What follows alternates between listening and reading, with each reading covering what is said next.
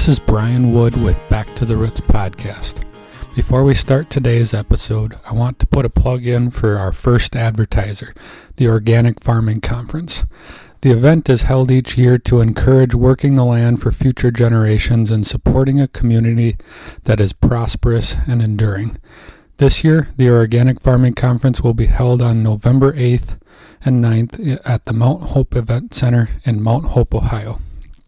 Speakers will include past guests of the podcast, such as Gary Zimmer, Brent and Regina Beidler, Sam Dobson, and Joe Schleba, as well as many others. Please go to www.organicfarmingconf.com. That's www.organicfarmingconf.com to learn more or sign up to attend. And thanks to the Organic Farming Conference for sponsoring our show. Now on to what is a special episode for me especially, with my grandpa, Walter Middendorf. Hope you enjoy. Thanks for listening to the Back to the Roots podcast. This is Brian Wood, and today I don't have Mike with me. I actually have my cousin, Matt Jansen, and we're going to sit down and we're going to talk to Walter Middendorf, also known to Matt and I as Grandpa. Grandpa's birthday was 2 days ago, and he turned 90, and we thought it would be a real neat thing to sit down with Grandpa and ask him some questions about his growing up days and working on the farm and running the farm and things you've seen change over the years and all that kind of stuff. But with all that being said, I think we'll just start off with, why don't you tell us about where you grew up, when you were born, and obviously 90 years ago, 2 days from today, but where you were born and just kind of some of your growing up stories. Well, I was born probably from where we live now, about a mile away in 1928, and of course back then everybody wasn't born in the hospital. Most of them were born at home. So I had some brothers and sisters. We all kind of grew up, and one by one they kind of moved a little bit away. My youngest brother, he stayed on the farm, and then I ended up buying the farm that my mom was actually born and raised at. So which one was that? That's down where Roger lives down there now, and it was kind of a rough farm, but it so happened that we did a few things with it. Put buildings up and remodeled the house, and cleared fence lines, and so it's a rough farm, but still we produce a few things on it. We used to have milk cows and hogs, but as you get older, your knees go bad. You kind of get rid of the milk cows and get into the beef cattle. Let cows do the milking for you. So that kind of a little easier on your back and your knees. But and then we, as we got along, when I first started farming, the first year I planted with horses, team of horses, 2-row planter. And of course, gradually we had a 2-row, and then went to a 4-row, and we're not up as modern as most people, but we have the 4-row planter, and of course back then we had corn picker and all that good stuff, But we seemed to get by. We raised 6 kids, and they're kind of scattered around from Wisconsin to Minnesota to Michigan to Virginia to Iowa. So, and we have gotten around to see most of them. So me and the wife are still going pretty good yet. If nothing happens, we'll have 65 years in February putting up with one another, and that can be a little stress sometime, but not really. We always got along pretty good. Never ever went to bed at night mad at one another, and I guess that could be kind of a record too, but we're both still here, and how long, nobody knows. Mm-hmm. So what year did you move to the farm? And we're sitting in East Dubuque, Illinois, which is northeast or northwest Illinois, right in the corner, right in the tri-state area around Iowa, Wisconsin, Illinois, and we're in the Illinois side of things. But when did you move to the farm? What year was that? We moved here in 1971, and of course, it was Mom farm at one time, and they had sold it to different people, so there was a lot of things that had to be changed and fixed up, and they're apparently in between the time when my mother and them moved off or got married and moved away, and the parents and their brothers and sisters kind of moved off. There wasn't too much maintenance done, and so that was the hardest part, cleaning up first, but we got it looking pretty good today, so kind of proud of that. Well, 1971, that would mean you were in your early 40s at that time. Were you farming before you moved to that farm? Yeah, we had rented a farm from a guy and rented it from for a few years, and probably would have stayed there, but the problem was the guy had money in his eyes, and it seems though that he had a price on that. If we'd have stayed there, we probably went broke, so we just moved away. Mm-hmm. And were you milking and doing hogs there? Or? Yes, we had hogs and dairy both, and even some beef back then, yeah. Mm-hmm. So did you herd them down the road to get them from one farm when you moved? We actually, the hogs we hauled, cattle we drove them down the road, which was probably about 2.5 miles, and we had people watching gates and fence lines a little bit, but they were pretty good. We had a leader, and she pretty much would go where you walked, and it was easier than we thought. And now, when you started farming originally, you said you were farming with horses, a one-row planter. No, we had a team of horses that planted the corn. We had tractors and stuff, but I mean, we had a two-row corn planter with a team of horses. And that first year, I planted with horses. And how long did you do that? 1 year, that was enough of that. Then I kind of liked horses, but after we got rid of them, I didn't really miss them either. Mm-hmm. But, and then you went to tractors, and I guess that's kind of what I'm curious in asking about is some of the changes you saw from when you started farming to, you then move into the new farm in the early 70s, and then by the time you moved off the farm in the, what was that, in the 90s, late 90s, early 2000s? We built the house up on the corner of the farm in 1994, I think, and yeah, I still go down quite a bit and help out. I don't do the manual labor anymore. I do drive tractors, and once I get in the cab, I can ride all day. Well, yeah, you're not going to do manual labor. You're 90 years old, Grandpa. Well, you can't sit around and do nothing. Yeah, you were doing it yesterday or on Friday. Well, that was we had a little party, and so I knew a lot of people, and we just had open house. And we had a lot of friends come, and so yeah, it was a pretty good little party, and we had a great time. Mm-hmm. But down on the farm on Friday, you were putting the new.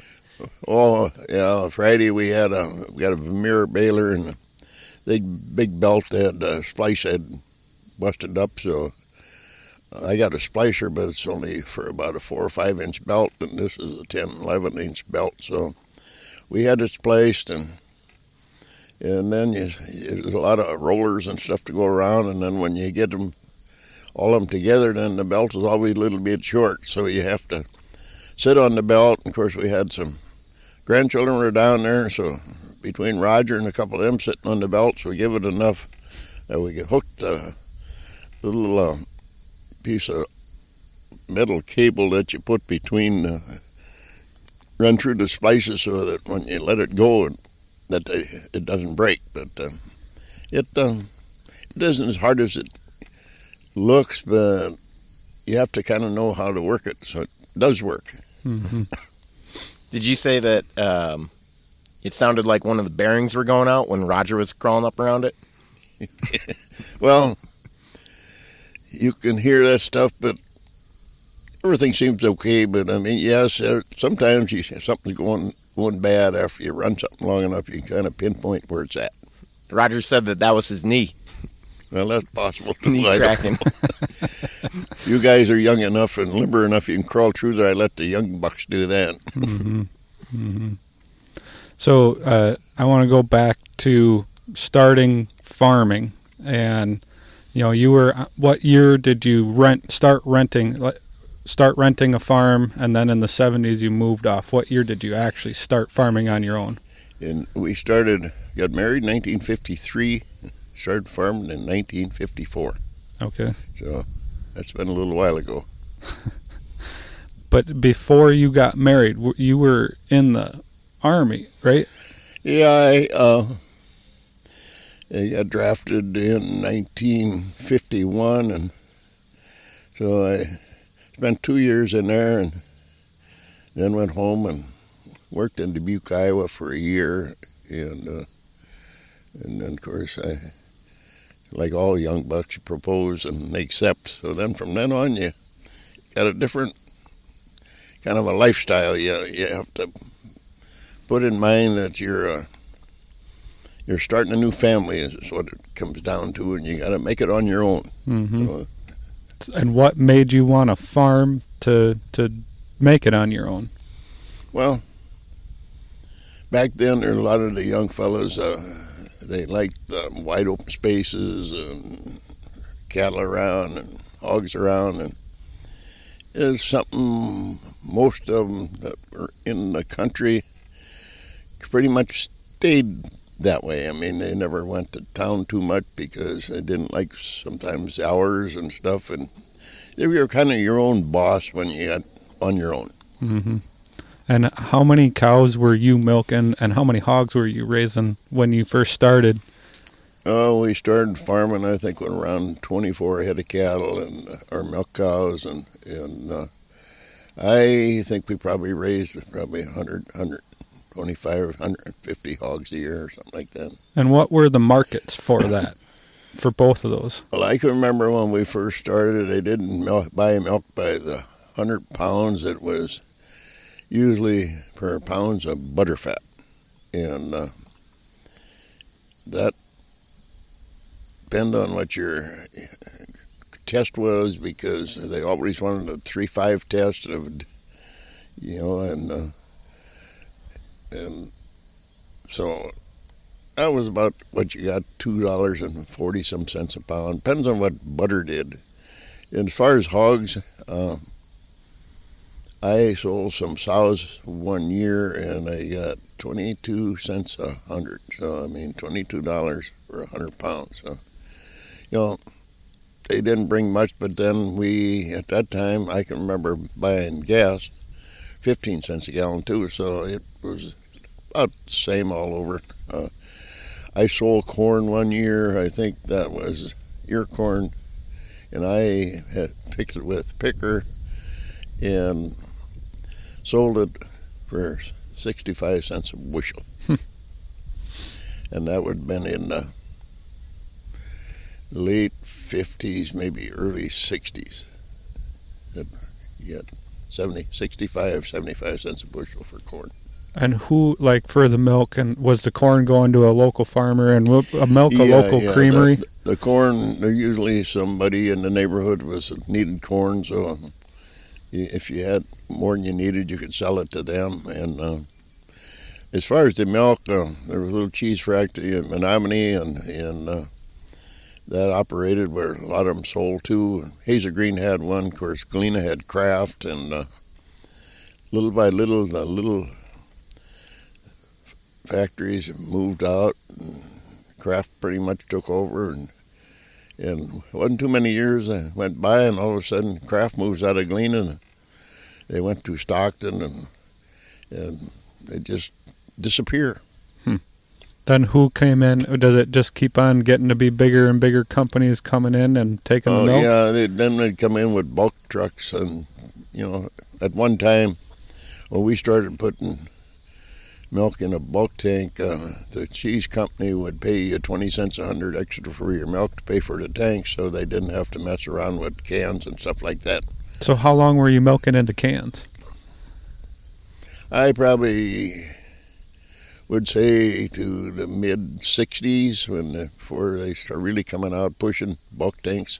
But there was quite an improvement, so you didn't have to lug around with the milk cans. And you had the coolers that you had to cool your milk in the summertime with. And when the bulk tank came in, it was done without you having to stir it and stuff like that. So did you have for your cans of milk, did you have the big water basin to keep that cold? No, we had coolers. They had a door on me, and I pick them up a couple, 2-3 inches, and set the coolers in there, in the can, in the cooler. Okay. And then it had a thermostat that it seemed that when it got so cool, it would shut down. But the one we had only was room for 4 cans in at one time, so if you were getting quite a little milk, you'd put the first 4 in there, and after it run a couple hours, take them out and put the other ones in. Whereas by morning, in the summer, it probably warmed back up again. But I never had any milk that was rejected because it wasn't in good condition. Mm-hmm. So milk cans like the ones over here with the... Yeah, no milk cans with the lid on. And you could hold about 80 pounds of milk in one of them cans, and they're full. But they're about 80 pounds without milk in them. Anyway, you get about 80 pounds of milk in one of them. Okay. And how many did you do for one milking?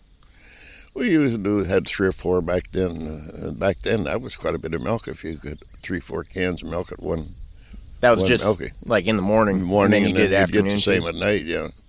And then after as we got a bigger tank and we had the well we'd set the milk cans in the water and just keep pumping until the tank was full of cold water, and that cooled it down pretty good too. Mm-hmm.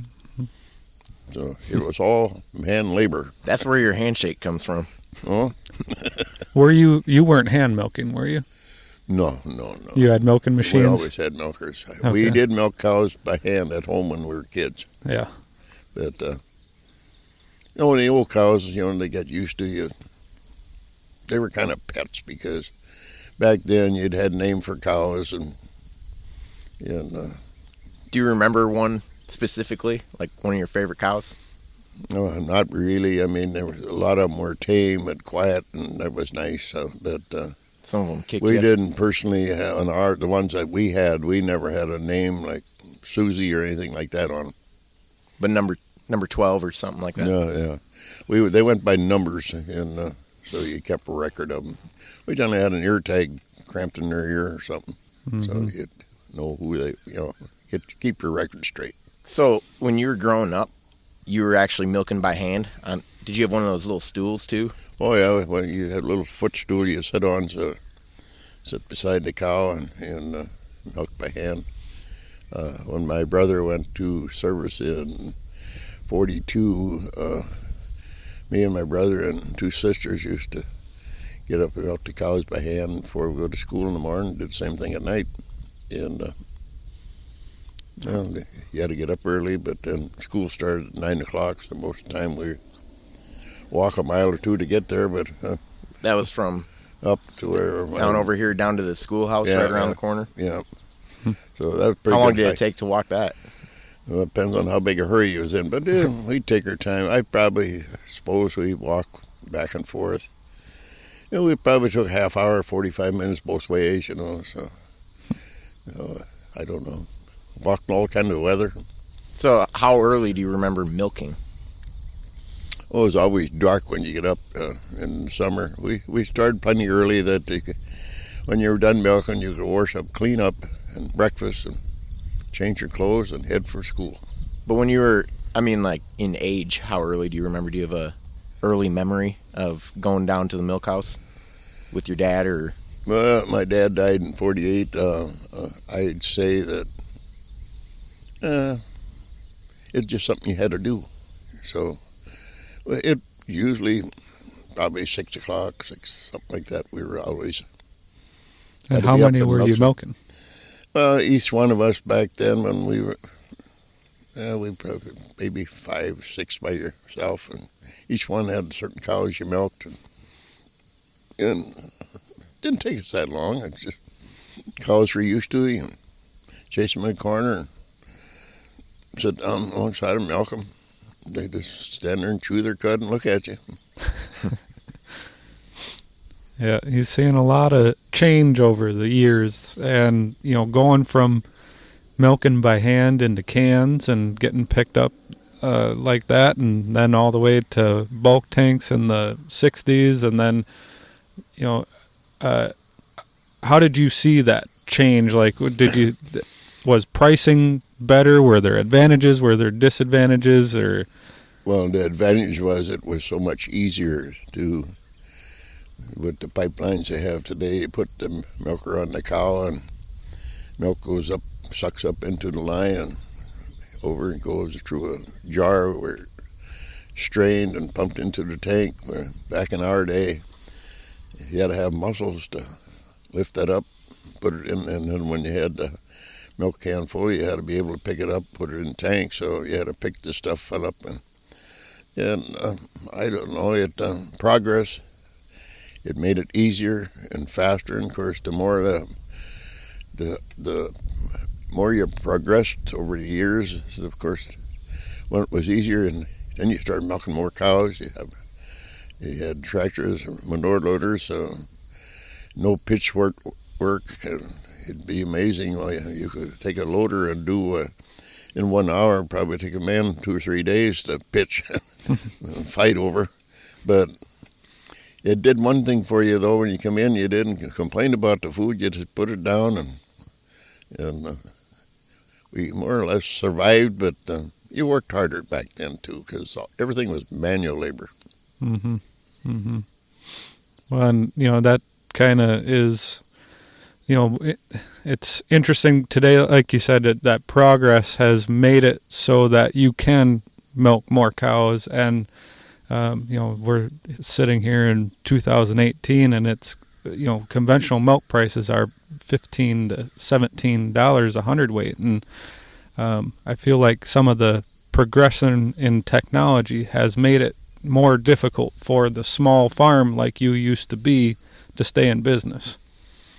Yeah, that makes a difference too, and with the price of milk today, it's probably a little tough on the guy that has to buy all of his feed, because the break-even point is you're right in the area where break-even, any too many mistakes, and you're in big trouble. The guy that raises his own feed, I mean, if he can survive, but it's tougher if somebody has to buy all their feed and roughage and stuff like that to make an ends meet on both sides, especially if they're a young family or something. You got machinery you got to pay for, you got to have food, you got to have this, you got to have that, and yeah, we could have milk at a little higher price and make it a lot easier on everybody. Mm-hmm. Mm-hmm. Well, another thing you got to have is insurance too. That's kind of how you started helping make ends meet as well. Yeah, this day and age, I mean, you got to have health insurance, and if you got anything in the line of machinery and cattle and livestock, you got to have coverage on that too, because once in a while Mother Nature kind of lets go with lightning and thunder and tornadoes and all that stuff, and then there seems like there's always fires around, and so you got to buy insurance to in case something happens that you survive too. It helps. But you kind of started selling insurance. Yeah. Was not only a farmer, I also had a guy ask me one day if I wanted to be an insurance agent, and I had no idea what would be involved, but I did look at a few books and read them over, and took a little trip to Springfield to take a test, and lo and behold, I got a license, and pretty much sat on that. Didn't do too much, but the insurance company wasn't pushing for volume, so one by one over the years, and all of a sudden I ended up with a pretty fair-sized amount of clients, and I sold that for many, many years. And I was kind of proud of some of the things I did, because there was times I insured Dad and then insured his son, and pretty soon down the line his grandson. And I started out with him, and when I retired and sold the business, still had him. So I felt pretty good about that. I must have did something halfway right. Very interesting career. It's not made for everybody. And of course, the clientele out there is a lot different what it used to be. They require more and more and more for less money. And sometimes it gets to the point where you can't satisfy them because you don't have what they want. So then they have to hunt somewhere else. And of course, they find a company that will write everything they need, and then they complain because they charge more than you did. So what can you do? That's what you pay for, what you get. That's what it boils down to. Mm-hmm. But when you're first getting started, some people were saying, "Oh, why are you doing that?" And it was just something on the side. And well, you never know what your life is going to be really, what you start out to do and what you end up doing. Sometimes even surprises yourself. So anyway, I was happy with the farming I did, happy with the business I had. And well, everybody don't do something like that, but it so happened I was lucky enough to be one of them. I thought it was great. What year did you start selling insurance? I started selling in '60. I started selling for the company that I stayed with all the while in 1969, and I left them in 2014. Mm-hmm. So that was an interesting career. You meet a lot of nice people. In fact, I'd say 99.9% of the people that I dealt with were the greatest people in the world. Mm-hmm. But there's always 1%. Nobody can satisfy them. Mm-hmm. And they take up most of your time. Well, they try to take most of your time, but you always be pleasant so that they can't talk about you and say that you did this or did that. Be fair, but be honest. Mm-hmm. And were you working a lot with farmers through that insurance, or was it just? Oh yeah, homeowners? That was my biggest clientele, farmers. Because I had I don't know, maybe I was lucky, but I'd stop in and have a little chat, and before the conversation or before I left, most of the time we got into the insurance thing, and so you not only found out what your neighbors are doing, you visited with them, and then I take a little drive out, drive in a guy's place, one by one. That's how you get your business. You gotta work it to make it. And did you use that going to farms and talking with farmers, and did that affect the way that you farmed at home? Did you use that as a learning experience? Well, you always watch to see what somebody else is doing for some reason, and you might have been doing something, and here you see him do it so nice and easy. So you pick up the things that help you. I mean, if there's something going on that you saw happening and something they're doing that you could make do and less work, less effort, Mm-hmm. that's what you do. You go use your head a lot, not use your head, not your back. Mm-hmm. Maybe it helps. You live maybe a little longer, who knows, but it might. Well, one thing I definitely wanted to ask about is, so I work a lot with organic farmers, and a lot of the organic farmers I work with say, well, it's the way that Grandpa used to do it. And that's one thing that, did you see the change in farming from, we talked about the milking side of things, but on the cropping side where the fertilizers and the chemical sprays and that kind of stuff come in? Were you farming what would today be called organically originally, and then did you watch those come in? And Yeah, I saw that come in because when we were farming at home, in fact, most of our neighbors, we were all organic because the only fertilizer that went on the ground was from the cattle with the manure that you hauled out there. And there were no chemicals put on, and nobody sprayed their corn because they planted the corn that you could cultivate it lengthways and crossways, so that if you kept up and had lucky enough, had the cultivator set right, you could cover these weeds. And yeah, the corn the fall year, some of it had lots of weeds in, some of it didn't because you got it there at the right time. But back when we started, everything around here, I would say, was organic because nobody sprayed with fertilizer or anything like that, or put fertilizer on the ground or sprayed for weeds. They just didn't. I mean, it was all organic back then. Mm-hmm. And then pretty soon they came in with the fertilizer and spray, and so we have people today that are still organic. Some have gone that way, but I say right in this neighborhood we're at, I would say 95% of it still isn't organic. I mean, probably about 5% or something like that. Mm-hmm. Mm-hmm. Yeah, it's interesting to watch pockets of neighborhoods, either stay conventional or go back organic, and it usually takes somebody to lead the way before the rest of the area follows, if organic is the way that they want to go.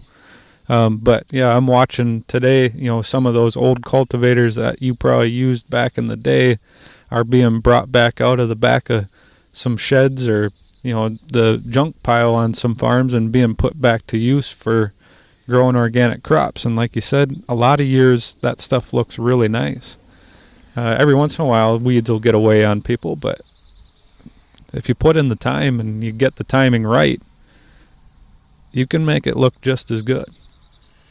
Yeah, like I said, I guess I was organic the first year or two, but after that we always used fertilizer.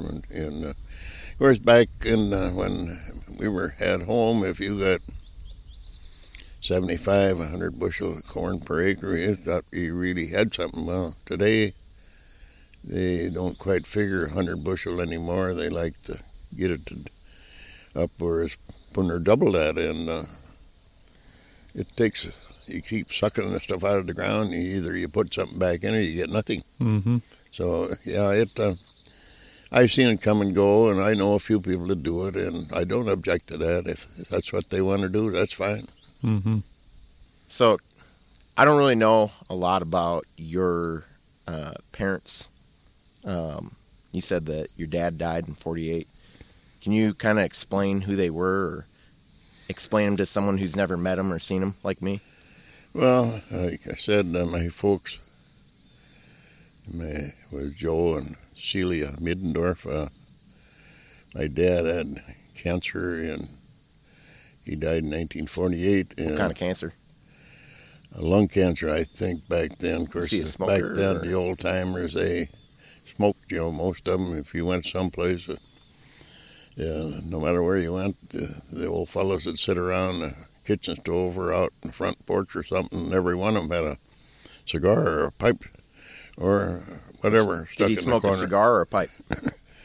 He smoked a pipe most of the time, and but back then you see them, every one of them old fellows, they always cranked their pipe up or cigar or whatever, and they'd have their afternoon chat. But he died, like I said, I think he was 60-something years old. How old were you when that happened? I was about 18 when he died, but my mother lived to be 100 years and 1 month old, so she lived a long life, and of course you can imagine what she saw growing up. So, Can you explain that a little more? Well, back when she grew up, everything was kind of, I can remember her talking about how they used to milk the cows by hand, and the hay that was mowed and they was raked into piles, and the girls and the boys both might have a pitchfork, pitch it on a wagon, and they got to a barn where they had a track above where they'd run a hook on or something, and they could stick this fork into this bunch of hay, and a rope go up, pull this fork up to a track and then go through the barn. They dump it, and everything was loose hay, oats. They pick corn by hand, and all of this kind of stuff. Wash clothes by hand. So you can see how much labor it would take just to start doing all of that. Even just to get your clothes ready for the day. That was all hand scrubbed, hand washed, hung outside, carried in, and they ironed it, put it in the drawer. Yeah. You can imagine how much these dryers and washers and stuff all saved in labor. But yeah, the people years ago, they worked hard. They worked harder than what we do because it was all pretty much manual labor, and it'll wear you out, I guess, if you work hard every day all your life. What do you do to not work hard and kick back then? When you were growing up, what'd you like to do? Find the easiest way to get it done. This is what we always try to do. And I'm quite sure when we were kids, we probably did a lot of things to get away from doing it too. So anyway, there was always somebody watching. You had a job you were supposed to get done, so that's your job for today. It might be cutting grass, or it might be cleaning the calf barn out. It might be, who knows. But everybody had something to do. Did you know that was your job, or did your Well, when you were little delegate? kids, this is what you do, this is how you do it. So little by little, as you got bigger, you thought you got stronger, and you'd do it, to make it look like you were a big, strong boy. Were your parents tough, or how did they raise you? I think we got treated all right. I mean, we all pretty much survived and had enough to eat and clothes on our back, so I guess that's about all you could ask back. They had a depression, and I can remember a little bit of that, 1934 or something, when the crops, the people used to cut trees. She said our neighbors used to cut these box elder trees and stuff around fence lines so the cows would have something to eat in the daytime. And they sowed oats that year. Some of them never even trashed. I think up home where we lived, we might have had 400 or 500 bushel oats, but in the hay crop, they cut corn. What corn that grew, they pretty much all cut it off and took the corn, that was nubbins of corn that grew on it, and fed the rest of it to the cows, and that's how the cows survived for the winter. So you can imagine when the cattle got that kind of a diet, they didn't have to worry about too much where they were going to store the milk, because they're lucky they got any at all. And you remember some of that? Oh yeah, I remember that. What did your parents do to keep afloat, stay on the farm? Well, we were kind of up home. They had a stream that went through, spring fed, thank God for that, and then a windmill with a well, and keep that full of water. And as far as the cattle back then, the back end of our pasture had a lot of hazelnuts in it, and that grows up like something like brush but had leaves on, and I don't know what kind of roots the system had, but there always seemed like green leaves. And so up home, I don't remember them cutting any trees down for them to eat the leaves off of what was left on them, but the cattle would spend a lot of time in this brush, and they never got fat. They didn't milk that great, but at least they survived it. Mm-hmm. And back then, the price wasn't much, so there wasn't much for money coming in. Back, I think my dad said one time he sold some old sows to Chicago, and when he got a bill for trucking them down. It didn't bring enough to pay for them. They didn't bring enough to pay for the trucking, and they sent them down there. Jeez. So, and the people that had the money, the banks closed at one time, and when they locked the doors overnight, he had money in, and they had it, and through the years, when they started paying it back, they might have got 10% of their money back out of the banks when they closed them. And so it was pretty tough going. If you had a few bucks that you could do something with and had it in the bank, well, you go to bed one night, and next morning, bank's locked up. Ain't much you could do. You didn't have money.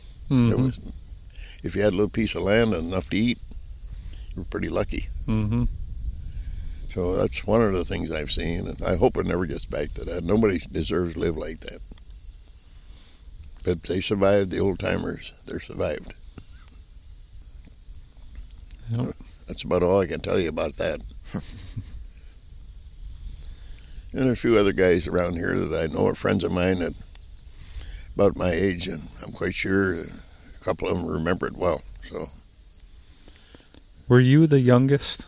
no, I was the second youngest in the family. I always called him my kid brother, was 2.5 years younger than me, and we always kind of hung around a little bit together. And a couple of years ago, he had a little stroke, and he just couldn't survive it. So then I had a sister that was 2 years older than me, and we had a little contest going. Whoever was the honorist might live the longest, but then she gets sick and dies. So I guess I was probably the honorist because I'm still here. How long, I don't know, but who knows? Maybe I'll put another 10 years in. I think you got it in you.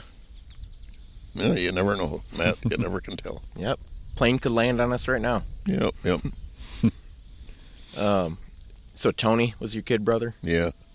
Did you do a lot of chores with him? You worked together, or did you kind of raise him? I worked with him different things until I went in. Well, I worked for some other people, but then when I went in service in 51, well, then he ran the farm, and after that, and I just moved away and did something else. And a couple of years of service life, and then pretty soon here we are today. Yeah. So what else can you ask for? So do you remember getting your license and driving around with Tony up to wreaking havoc around the area? Well, I shouldn't be giving secrets away to young fellas today. We survived. We had fun. I could use a couple secrets right now, Grandpa. You could, huh? Yep. Oh. I'll tell them to you sometime when I think about it, how that'd be.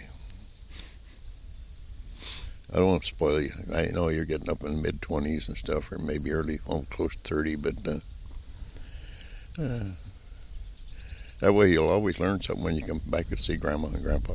Oh, I'll be coming back. Well, this has been a lot of fun, Grandpa. Thanks a lot for sitting down with us, and maybe next time we'll give you a little bit more time to think about some of those havoc stories that you can share with the rest of us. So, and we don't want to put something out there in the air to have somebody try and don't work. So you got to be a little careful how you. Yeah, better test them ahead of time, right? Yeah. We'll give you more time to eat breakfast next time. Yeah. All right. Trying to slam a piece of bacon as we're walking over here.